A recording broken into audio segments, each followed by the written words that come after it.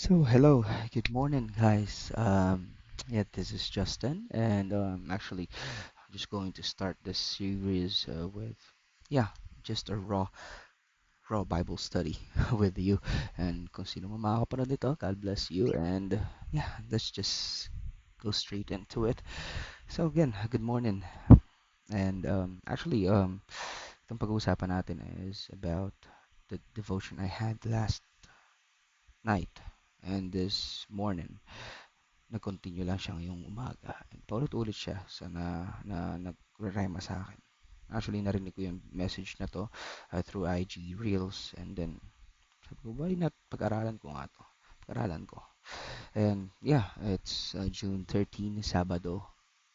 And happy Saturday sa inyo. But yeah, we're just going to talk about Psalms 23. So, in my version here on my Bible, it's NIV. So, the Lord is my shepherd, I shall not be in want. He makes me lie down in green pastures. He lead me beside quiet waters. He restores my soul. He guides me in the path of righteousness for his name's sake. For his name's sake. Even though I walk through the valley of the shadow of death, I will fear no evil, for you are with me.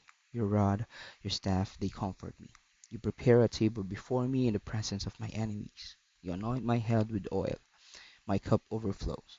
Surely goodness and love will follow me all the days of my life, and I will dwell in the house of the Lord forever. So thank you very much, Lord, sa yung salita.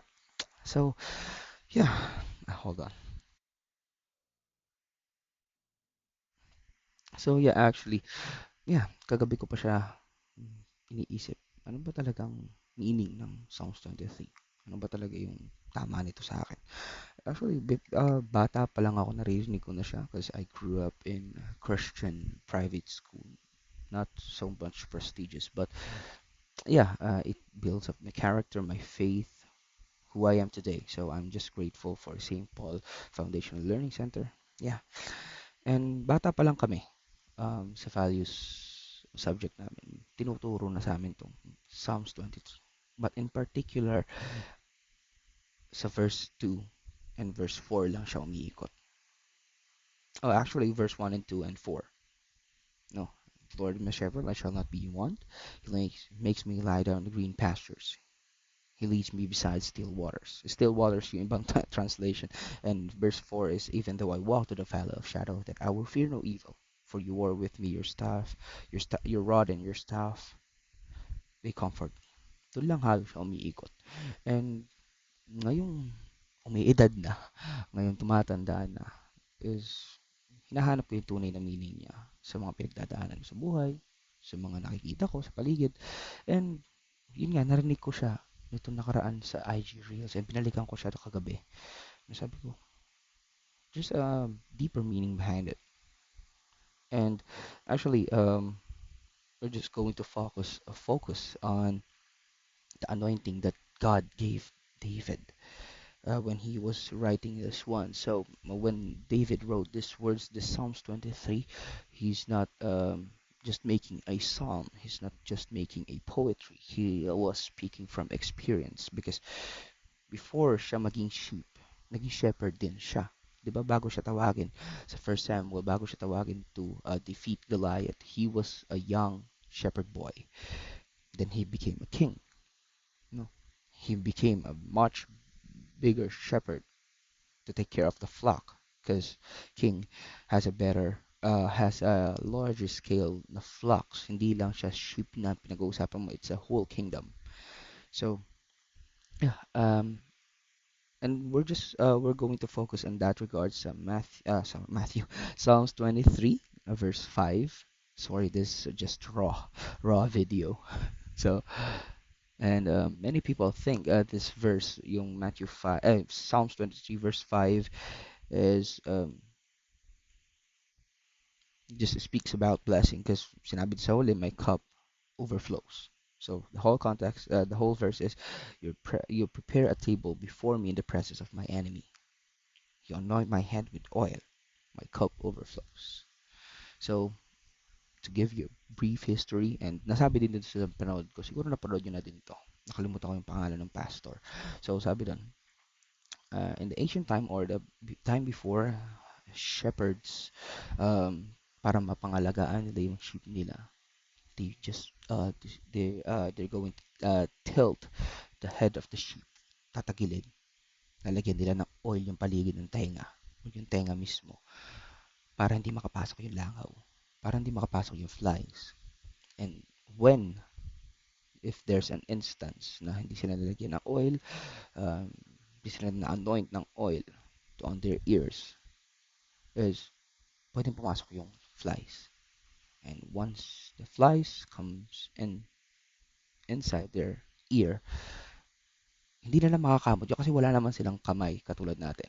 No, we're blessed na meron tayong kamay, pangkamot ng kung saan saan. Pero sheep doesn't have arms or fingers. They have arms, but they don't have fingers. They don't have the ability to reach inside their ear.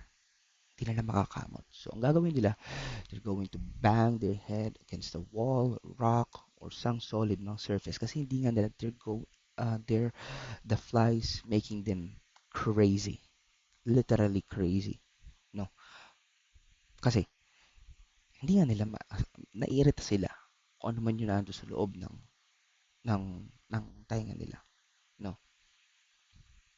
And this pest, yung mga pest na yun, they irritate the sheep, causing them to become restless, distracted, and sometimes even harm themselves from constant aggregation, from constant irritation. Kasi nga nakapasok sila without the oil, no.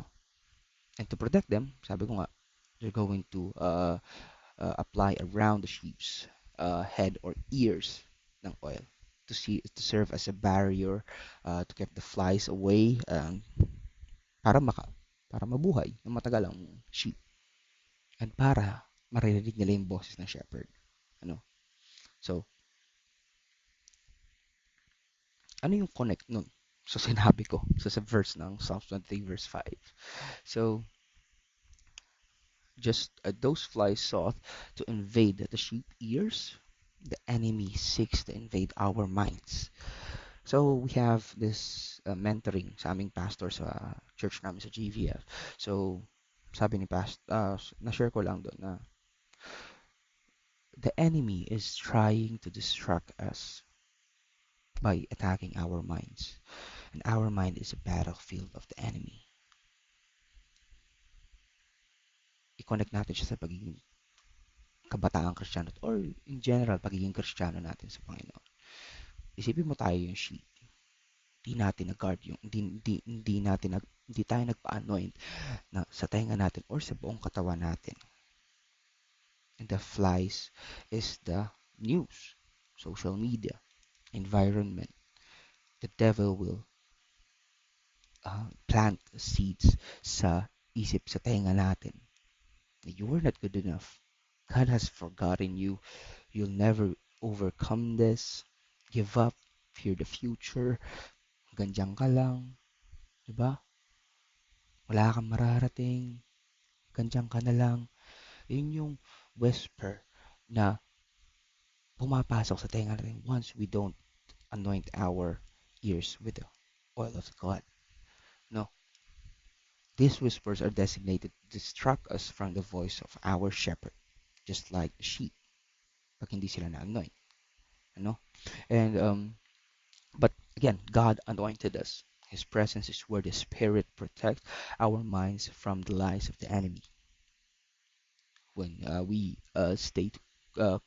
when we stay close to our shepherd, mas marinig natin siya. When we learn to recognize his voice, mas malalaman natin kung sino yung tumatawag sa atin.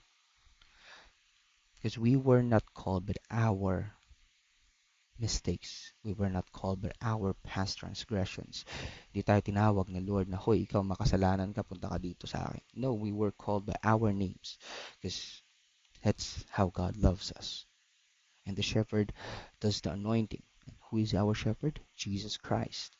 And God knows where we're going before you get there. His anointing is not only there, it's not only where you are right now, but it is preparing you for where you are, where He is leading you.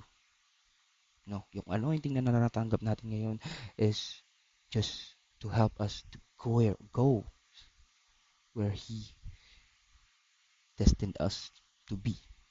No? And throughout mabalik tayo sa buhay ni David, he, we see his truth long before David sat the throne, bago siya maupo bilang king, God anointed him for his future. The anointing came before the palace. The preparation came before the promotion. So kung ano man yung pinagdadaanan natin ngayon, it's just the preparation para sa ating future. And don't let the enemy tell you na wala kang future, because we have a future.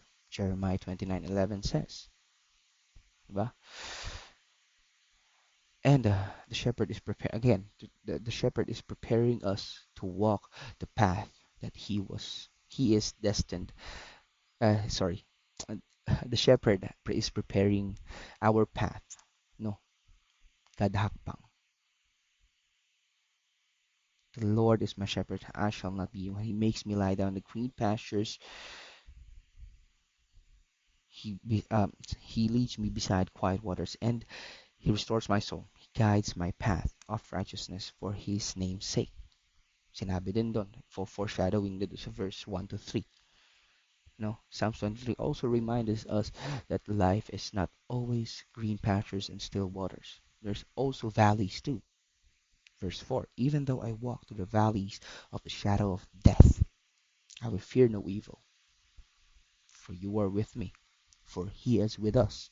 No, and that valley, that shadow, is just a representation of the devil, no, the enemy, trying to overwhelm you, trying to seduce you with lust, with money, with fame, with all the things that can bring that the world can give you.